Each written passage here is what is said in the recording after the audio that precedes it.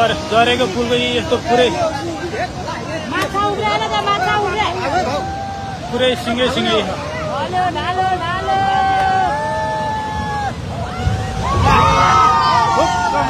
हेर्नु पनि लग्यो सबै लग्यो पुल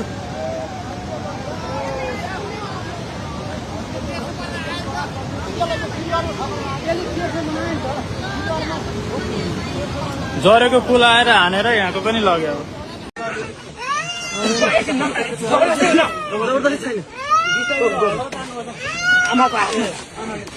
आमाको हातले दिएको छ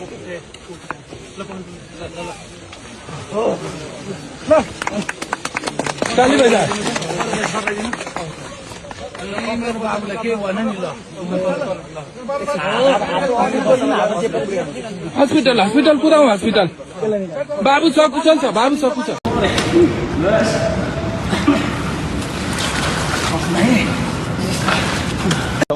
ठुलो छ केही छैन एउटा केही छैन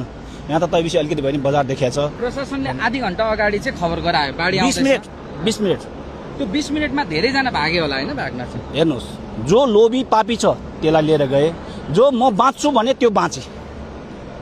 सिधा भन्नु पर्दा ज्यान बचाउन चाहेको भए बचिन्छ 20 मिनटमा धेरै सकिन्थ्यो यहाँ हेर्नुहोस् त बाढी आउँछ भने पुलमा बसेर सेल्फी खेर्ने मान्छे सबै लिएर गएको छ किन उसलाई त सेल्फी खिच्नु छ फोटो भोलि देखाउनु छ पुलमा बसेर सेल्फी पनि खिच्छ सबै त्यो त एउटा पनि छैन त्यसरी पनि बसे जानकारी पाउँदा हेपेको यति हेपेको तिनीहरूले त्यस्तो हैन यो एउटा तपाईले गम्भीर कुरा बताउनु भयो पूर्व जानकारी हुँदाखेरि चाहेको भए जान बाँच्थ्यो जनता भनेको कुकुर हो न त प्रशासनले भने मान्छ न आफूभन्दा ठुलोले भने मान्छ हेर्नुहोस् न आफन्तलाई के गन्छ यो अहिलेको मानिस भनेर मानिस छैन चाहेको भए जान बाँचिन्छ जान